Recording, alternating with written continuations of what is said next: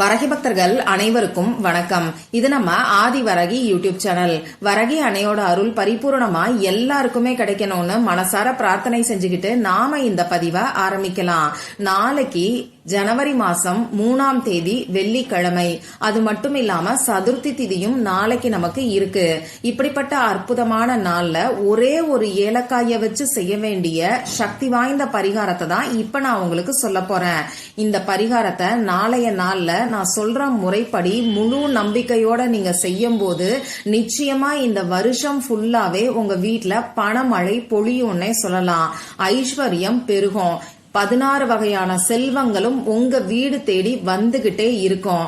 அந்த அளவுக்கு சக்தி வாய்ந்த ஒரு பரிகாரத்தை தான் இப்ப நாம தெரிஞ்சுக்க போறோம். இது என்ன பரிகாரம், யாரெல்லாம் செய்யலாம், எந்த நேரத்துல செய்யணும்னு இப்ப நாம தெரிஞ்சுக்கலாம். நாளைக்கு நமக்கு வெள்ளிக்கிழமை. இது சுக்கிர பகவானோட வழிபாட்டுக்கு உகந்த நாள். சுக்கிர பகவானோட அதிதேவதை தான் நம்ம மகாலட்சுமி தாயார். அந்த வகையில ஒவ்வொரு வாரமும் வரக்கூடிய வெள்ளிக்கிழமை நாள் நமக்கு ரொம்ப ரொம்ப விசேஷமான ஒரு நாளா இருக்கு. இந்த வெள்ளிக்கிழமை வருஷத்தோட முதல் வெள்ளிக்கிழமை.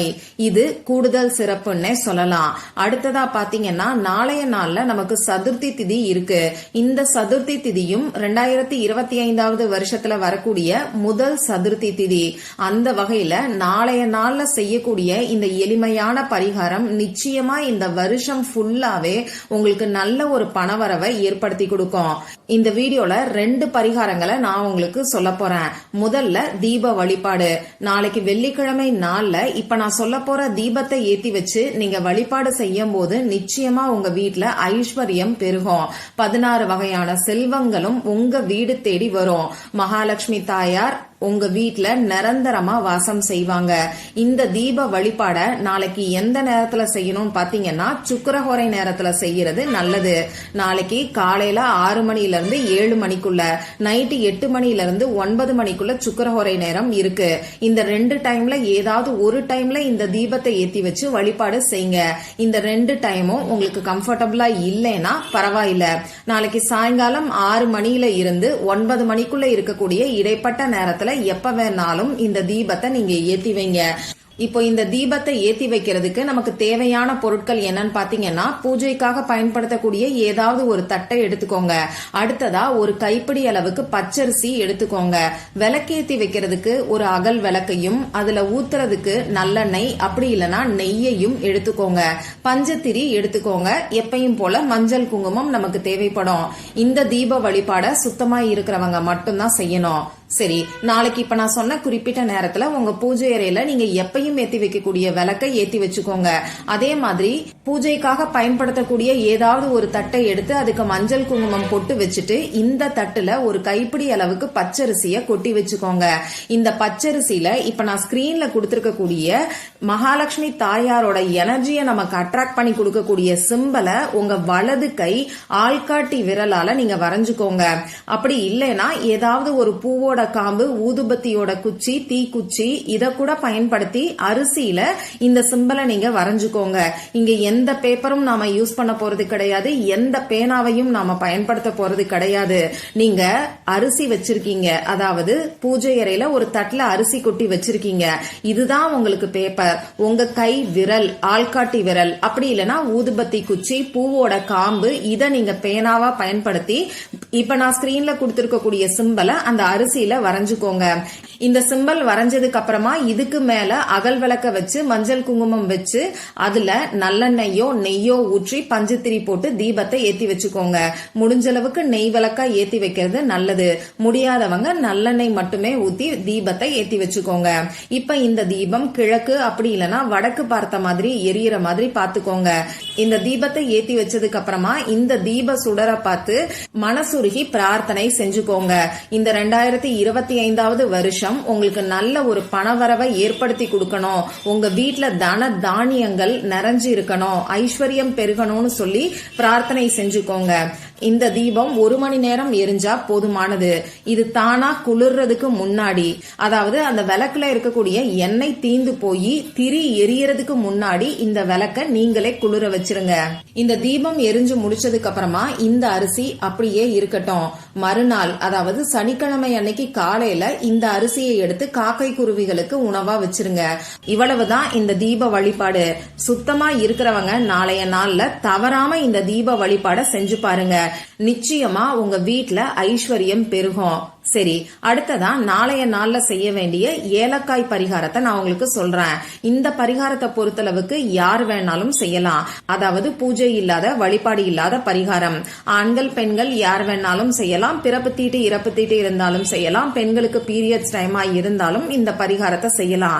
நாளைய நாள்ல நீங்க அசைவம் சாப்பிட்டு இருந்தாலும் இந்த பரிகாரத்தை செய்யலாம். உங்க வீட்ல இருந்து மட்டும்தான் இந்த பரிகாரத்தை நீங்க செய்யணும். மத்தபடி நமக்கு எந்த விதமான கட்டுப்பாடுகளுமே இந்த பரிகாரத்துக்கு கிடையாது. இப்போ இந்த பரிகாரத்தை நாளைக்கு எந்த நேரத்துல செய்யணும்னு பாத்தீங்கன்னா, முதல் பரிகாரத்துக்கு, அதாவது தீப வழிபாடுக்கு நான் சொன்ன அதே டைம்ல இந்த பரிகாரத்தை செய்யுங்க. ஒன்னு சுக்கரஹொரை நேரத்துல செய்யுங்க. காலையில 6 மணில இருந்து 7 மணிக்குள்ள, மத்தியானம் 1 மணில இருந்து 2 மணிக்குள்ள, அப்படி இல்லைன்னா நைட்டு 8 மணில இருந்து 9 மணிக்குள்ள இந்த பரிகாரத்தை நீங்க செய்யலாம். இப்படி இந்த குறிப்பிட்ட 3 டைமும் உங்களுக்கு கம்ஃபர்டபுளா இல்லைன்னா பரவாயில்ல, காலையில 6 மணில இருந்து 9 மணிக்குள்ள செய்யுங்க.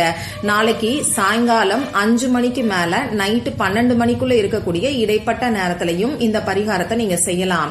இப்போ இந்த பரிகாரத்துக்கு தேவையான பொருள் என்னன்னு பாத்தீங்கன்னா, ஒரே ஒரு ஏலக்காய் மட்டும்தான் நமக்கு தேவைப்படும். உங்க வீட்ல இப்ப சமையலுக்கு பயன்படுத்திட்டு இருக்கக்கூடிய ஏலக்காயையே இந்த பரிகாரத்துக்கும் யூஸ் பண்ணிக்கோங்க. புதுசா கடையில இருந்து வாங்கிட்டு வரணுங்கிற அவசியம் கிடையாது. அடுத்ததான் நமக்கு எழுதுறதுக்கு பேனா, sketch pen, marker, glitter pen, ball point pen, இதுல ஏதாவது ஒண்ணு தேவைப்படும். ரெட் கலர்ல இங்கு வரக்கூடிய பேனாவை இந்த பரிகாரத்துக்கு நீங்க யூஸ் பண்ணிக்கோங்க. இவ்வளவுதான் நமக்கு தேவையான பொருட்கள்.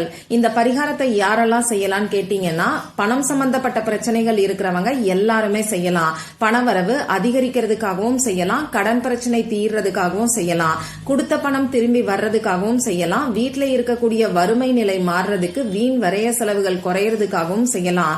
ஆனா உங்க இன்டென்ஷன் பணவரவு அதிகரிக்கணும்னு மட்டும் இருந்தாலே போதுமானது.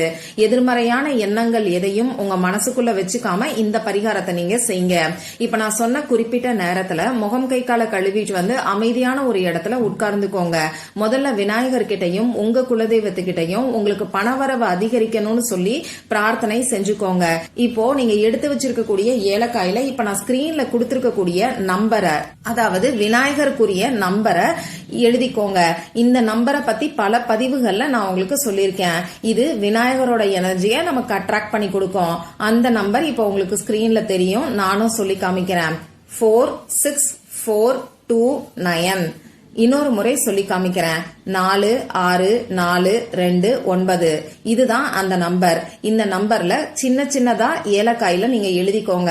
இதுக்கப்புறமா இந்த ஏலக்காய உங்க 2 உள்ளங்கைக்கு நடுவுலையும் வச்சுக்கிட்டு, அதாவது இடது கையில ஏலக்காய வச்சு வலது கையால மூடிக்கிட்டு இப்ப திரும்பியும் ஒரு தடவை நீங்க பிரார்த்தனை செஞ்சுக்கோங்க. இந்த ஏலக்காய் பல மடங்கு பணத்தை உங்களுக்கு ஈர்த்து கொடுக்கணும்னு சொல்லி மனசுருகி பிரார்த்தனை செஞ்சுக்கோங்க. உங்களால முடியும்னா இந்த ஏலக்காய் இருக்கக்கூடிய இடத்துல கட்டுக்கட்டா பணம் சேர்ற மாதிரி கூட நீங்க கற்பனை பண்ணி பார்க்கலாம். ஒரு 2 நிமிஷம் இந்த மாதிரி கற்பனை பண்ணி பார்த்தா கூட போதுமானது. இப்படி கற்பனை பண்ணி பார்த்ததுக்கு அப்புறமா இந்த ஏலக்காய பணம் வைக்கக்கூடிய இடத்துல பீரோல வச்சிருங்க. அப்படி இல்லைன்னா பர்ஸ்லயோ ஹேண்ட்பேக்லயோ கூட நீங்க வைக்கலாம். இதுக்கப்புறமா இந்த ஏலக்காய நீங்க எதுவுமே செய்ய தேவையில்லை. 1 மாசம் வரைக்கும் இந்த ஏலக்காய் அப்படியே இருக்கட்டும். 1 மாசம் கழிச்சு இந்த ஏலக்காயை எடுத்து நீங்க கால்படாத இடத்துல தூக்கி போட்டுருங்க. இவ்வளவுதான் இந்த பரிகாரம்.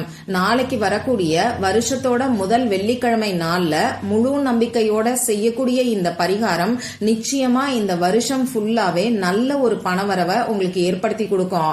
அதனால நம்பிக்கையோட ட்ரை பண்ணி பாருங்க. மறக்காம எனக்கு ரிசல்ட்டையும் ஷேர் பண்ணுங்க. இந்த பதிவுல உங்களுக்கு ஏதாவது சந்தேகம் இருந்ததுன்னா எனக்கு கமெண்ட் பாக்ஸ்ல கேளுங்க. அதை நான் உங்களுக்கு உடனே தெளிவுபடுத்துறேன். இந்த பதிவு உங்களுக்கு பிடிச்சிருந்தா லைக் பண்ணிட்டு உங்க ஃப்ரெண்ட்ஸ் அண்ட் ஃபேமிலி கூட ஷேர் பண்ணுங்க. இந்த மாதிரி அந்தந்த நாளுக்கும் நேரத்துக்கும் திதிக்கும் உரிய வழிபாடுகளையும் பரிகாரங்களையும் நீங்க மிஸ் பண்ணாம தெரிஞ்சுக்கிறதுக்கு நம்ம சேனலை மறக்காம சப்ஸ்கிரைப் பண்ணிட்டு பக்கத்துல இருக்கக்கூடிய பெல் ஐகானையும் பிரஸ் பண்ணிக்கோங்க. மற்றும் ஒரு பயனுள்ள பதிவுல நாம சந்திக்கலாம். நன்றி.